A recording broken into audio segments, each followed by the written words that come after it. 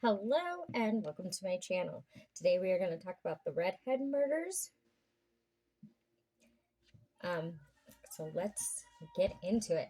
The Redhead murders is the media epithet used to refer to a series of unsolved homicides of red-headed females in the United States between October 1978 and 1992, believed to have been committed by an unidentified male serial killer. The murders believed to be related have occurred in states including Tennessee, Arkansas, Kentucky, Mississippi, Pennsylvania, and West Virginia. The murders may have continued until 1992. The victims, many remaining unidentified for years, were usually women with reddish hair whose bodies were abandoned along major highways in the United States. Officials believe that the women were likely hitchhiking or may have engaged in sex work. Authorities are unsure how many people were responsible for these murders, if they were all performed by the same perpetrators, and how many victims there have been. It is believed that there may have been a total of 5 to 14 victims. Of the presumed victims, 4 were identified by November 2018.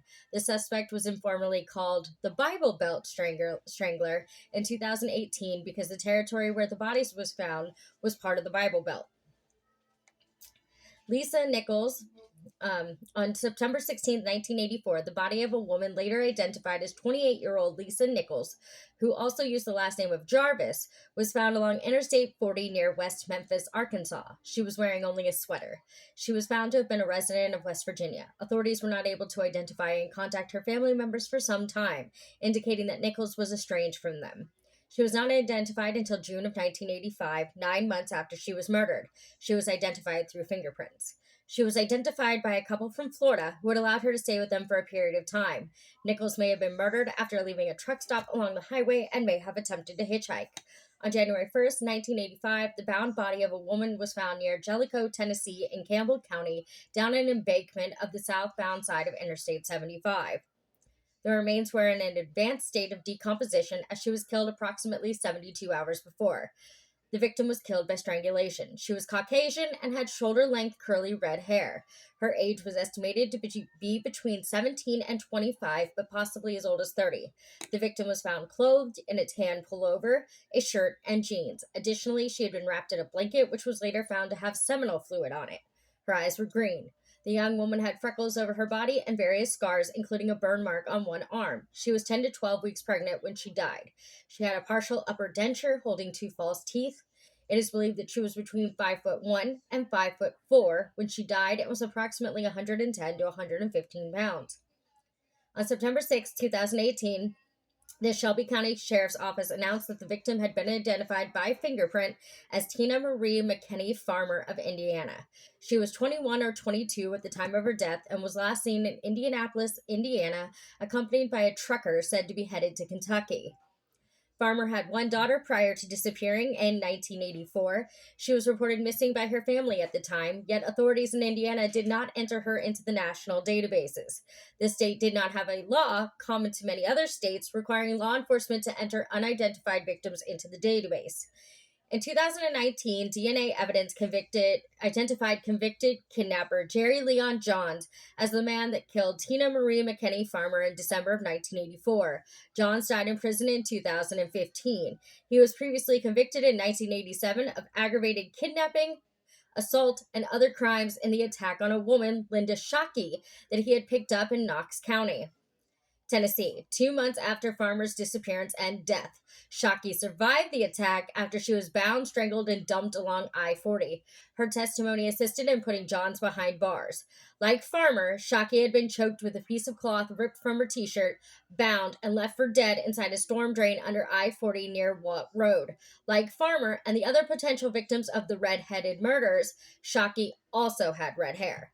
On December 18, 2019, a grand jury in Campbell County, Tennessee, ruled that Johns would have been indicted for murder and Farmer's death if he were still alive.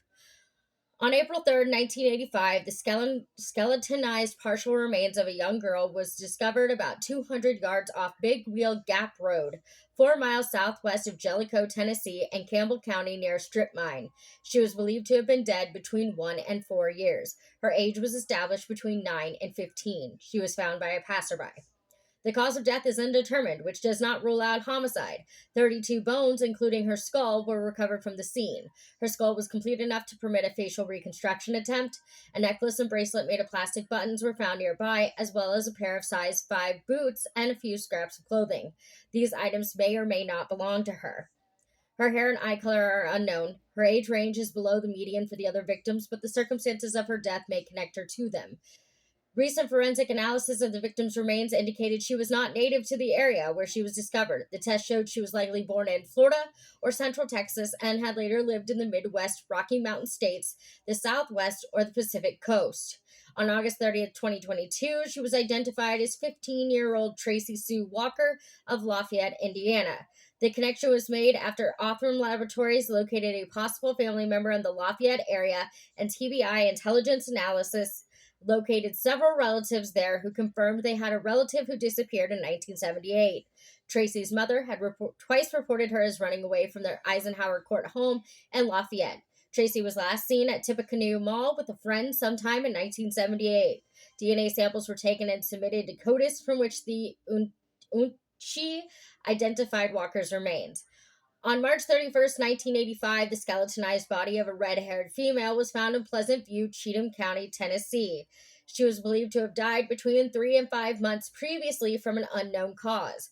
However, her case is possibly linked to the Redhead murders because her remains were found at the side of Interstate 24 between mile markers 29 and 30.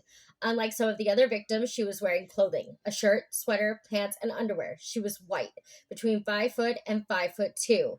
Her weight could not be determined. An examination of her teeth showed that the victim had some evidence of crowding and overlapping in her mouth. This woman was believed to be between the ages of 31 and 40 at the time of her death. On April 1st, 1985, the body of a woman was found in a large white Admiral refrigerator, in Gray, Knox County, Kentucky, alongside Route 25. Her death was by suffocation. The victim had been dead for a few days and was nude except for 2 distinctive necklace pendants, one of a heart and the other of a gold-colored eagle, and 2 pairs of socks, one white and the other white with green and yellow stripes. There were reports that the victim may have been soliciting a ride to North Carolina over CB radio. 500 people attended the Jane Doe victim's funeral, which was televised. The case was a local sensation in Gray, as the town was a quiet and sleepy place where little out of the ordinary usually happened. The refrigerator had a decal of the word Superwoman on the front. Distinguishing features of the body included a number of moles on the right side of her neck, near one ankle, and below each breast, a yellow-stained upper incisor, and a scar and other marks on her abdomen indicating that she had borne a child. Her eyes were light brown, and her hair was red and nearly a foot long, which fit the pattern of the Redhead murders. After the autopsy, the victim was determined to be between 24 and 35 years old and approximately 4'9" to 4'11". It is also possible that she owned the pair of boots found near the refrigerator. Several missing persons have been eliminated as possible matches for the victim. After the case was publicized in January 2013, the police received some tips, but it is unknown if they became solid leads. On October 1st, 2018, the Knox County Sheriff's Office announced this woman had been positively identified as Epsie Regina Black Pilgrim of Western North Carolina. A DNA match was made between her and her grown daughter, who said her mother disappeared when the girl was 6 weeks old. Pilgrim also had 4 older children. Priscilla Ann Blevins was a 27-year-old woman whose skeletal remains were found alongside Interstate 40 in Waynesville, North Carolina on March 29, 1985. It is believed she had been placed at the location around the time she went missing a decade earlier in 1975. Blevins was identified via DNA and dental records in 2012. No cause or manner of death was determined, and authorities have not specified the type of investigation is taking place surrounding her case. Blevins' sister, however, commented that the circumstances of the decedent's discovery appeared to be involuntary. She had reddish blonde hair. On May 25, 1981, law enforcement recovered the decedent from a low-water crossing on Highway MM near Dixon, Missouri. She had suffered trauma to the face and was strangled with pantyhose. The decedent was found clothed but without shoes and was estimated to be between 25 and 40 years of age. She had black hair, but has nonetheless been tentatively linked to the other cases in the murder series based on similarities in modus operandi. The decedent was named Pulaski Jane Doe. Isotope testing later showed show that the decedent had not lived in Missouri for more than a few years and most likely spent most of her life in the southeastern region of the United States. She was tentatively identified by the DNA Doe Project in December 2019 as Karen K. Nippers, who was 33 years old when she was murdered, with legal confirmation taking place on May 25th, 2021. On February 13th, 1983, the naked body of a white female was found alongside Route 250 near Littleton in Wetzel County, West Virginia. A pair of senior citizens reported the body, which they originally had thought was a display mannequin. The body had been placed at the area recently, as snow was on the ground but not on the body. Police said that tire tracks and footprints nearby indicated that she was likely transported to this site after death from another location. Their examination concluded she had died about 2 days previously and was not a victim of sexual assault. Her cause of death was undetermined. Her hair was auburn. By 1985, she was linked possibly to other redhead women found as homicide victims whose deaths seemed to be related. With an estimated age between 35 and 45, this victim appeared to have been older than the median for the other women grouped as victims of the serial killer. Her height was estimated at 5'6" and weight as 135 pounds. Her eyes were presumed to be brown, although postmortem changes may have affected eye color. She had 2 scars, one typical of a cesarean section and another on one index finger. The woman's legs and underarms were shaven, indicating attention to grooming not characteristic of a transient or hitchhiker. Witnesses described seeing a middle-aged white male, about 5'10" and weighing 185 to 200 pounds, near the area where the body was found. The victim may have been seen alive in Wheeling, West Virginia, as an employee or customer at a bar. West Virginia authorities are skeptical of whether this victim is related to other victims in the Redhead murders. DeSoto County Jane Doe is a woman found murdered on January 24th, 1985 in Olive Branch, Mississippi. Per NAM US, 16 women have been ruled out as the victim. The victim was found by a truck driver driving southbound on US Highway 78, 100 feet east of Coldwater River Bridge at around 7:30 a.m. Her body was 20 feet south of the highway, and her shoes, undergarments, and jacket were missing. She was strangled with a ligature and possibly sexually assaulted. She was estimated to be 20 to 40 years old. She was approximately 5'2" to 5'4", with a weight of 105 to 130 pounds. She is believed to have been a heavy smoker. She had 3 piercings in each ear, and her fingernails were deeply bitten. On April 14, 1985, the body of a young white female was found in Greenville, Greene County, Tennessee. She was determined to have been killed between 3 and 6 weeks previously by severe blunt force trauma and possibly a stab wound. Her body was in an advanced state of decomposition. Police were able to obtain her fingerprints as well as DNA and dental information. She had been approximately 6 to 8 weeks pregnant shortly before she had died, but had miscarried before death. She was estimated to be 14 to 20 years old, possibly as old as 25. She was approximately 5'4" to 5'6", with a weight of 130 to 140 pounds. She had a slight overbite and had some fillings in her teeth, showing that she had dental care in life. Her fingernails had pink polish because she had light brown to blonde hair with red highlights. Her case was thought to be possibly related to the Redhead murders. Authorities hoped in late April 1985 that they would identify her body through fingerprints, but were unsuccessful. 6 missing women were ruled out as possible identities of the victim. She was not identified until November 2018, when officials announced that the victim was New Hampshire native Elizabeth Lamott. She was 17 at the time of her death. Lamott had disappeared on April 6, 1984. She was identified through a DNA match after a DNA profile was obtained from Lamott's family by New Hampshire police in 2017. She had been staying at a group home in Manchester, New Hampshire, and never returned to her family after gaining furlough. Lamott's family was initially asked for a DNA profile to compare to the adult woman victim of the Bear Brook murders. An unidentified girlfriend of the suspect, who went by the alias of Robert Evans, was known by the same first name of Elizabeth. Robert Evans was later revealed to be a serial killer, Terry Peter Ramusin. Pulaski County Jane Doe was a woman who was found deceased on April 20th, 1985 in Wrightsville, Arkansas. She was estimated to be 30 to 40 years old. She was approximately 5'3". She had blondish red hair, and she had previously fractured her left femur. Her cause of death has either not been released or properly determined. Little information has been made available about her case. Rowan County Jane Doe was a woman found on August 29, 1987 in Rowan County, Tennessee. She was estimated to be between 35 and 50 years old and 5 foot or 5'8". She had naturally brown hair that was dyed reddish. She had a hysterectomy and a tracheectomy. She had a mole on the left side of her back, and she also had breast implants. Additionally, she had an old gunshot wound to her third thoracic vertebrae, with a bullet still lodged in her spine. Authorities determined that the body had been burned and suspect that was done deliberately to hinder identification efforts. She is believed to have been murdered. Stacy Lynn Chahorsky was a woman who was found strangled to death in Rising Fawn, Georgia in late 1988. Chahorsky was officially reported missing in January 1989, 4 months after she was last contacted.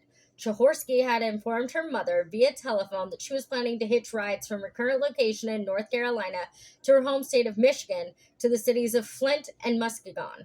The victim's remains were discovered along the east side of northbound I-59 near Rising Fawn in Dade County, Georgia, approximately 5 miles from the Georgia and Alabama state line. It was suspected that the victim may have been a hitchhiker prior to identification. It was determined she had been sexually assaulted and strangled. The decedent had brownish strawberry blonde,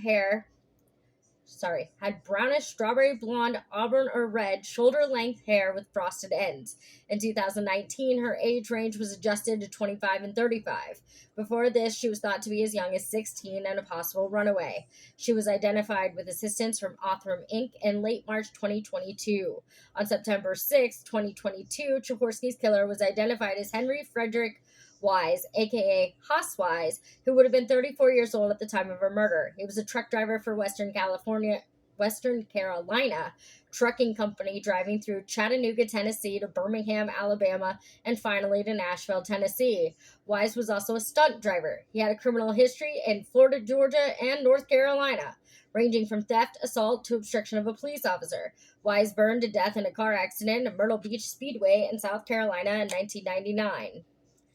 Donna Sue Nelton, formerly known as Benton County Jane Doe, was a woman who was found murdered on May 7, 1990 in Rogers, Arkansas. The victim was located 8 miles west of Decatur, Arkansas, off of Highway 102 in Rogers, Arkansas on May 7, 1990. This area is close to the Oklahoma and Missouri state lines. Several bones were recovered along with what appeared to be a shotgun wadding. Buckshot pellets were found in the ground near the skull. A neighbor reported seeing a fire in the area in February 1990, but never went to investigate. He believes someone was burning trash. Investigators believe the victim or the bones may have been run over with a vehicle to make identification difficult or even impossible. After the victim had been shot, she was set on fire. There was not enough remains to provide for a reconstruction. She is estimated to be between 25 and 35 years of age and 5'4". She was identified on October 25, 2002 by Othram Inc. as Donna, who was last seen in the fall of 1989. Federal authorities suspect her boyfriend at the time, George Alvin Bruton, for her murder. Bruton had spent time on the FBI Most Wanted list for 3 months in 1979 after taking 2 families hostage and wounding 2 officers in Utah. In September 1989, he and an associate were seen disposing trash bags containing Donna's personal items into a dumpster in North Kansas City. Her car was found in a storage unit owned by Bruton. Bruton was sentenced to life in prison for drug-related offenses. He died in prison in 2008. It is believed that most of the victims remain identified due to being estranged or not close to existing family members. They also may have been native to the states in which they were found. In 1985, not long after the Greene County victim was found, Pennsylvania, Tennessee, Arkansas, and Mississippi requested the FBI for assistance with the cases. There were inconsistencies among some of the victims and characteristics of the crime scenes, as some were found with or without clothing, and some had a sexual encounter before their murders. During the conference, it was stated that 4 victims found in Texas and a victim found in 1981 in Ohio, nicknamed Buckskin Girl, later identified as Marsha King, were ruled out in 1985 as possible victims in the Redhead murders. A possible suspect emerged circa 1985 when a 37-year-old trucker, Jerry Leon Johns, attacked and attempted to strangle a woman with reddish hair. He left the victim lying near a highway, presuming she was dead. He was later dismissed in the Redhead murders, but was convicted of the woman's kidnapping in 1987. Despite his exclusion from the case, it was announced that DNA from Johns was matched to Tina Farmer via CODIS in 2016. He died in prison in 2015 at the age of 67.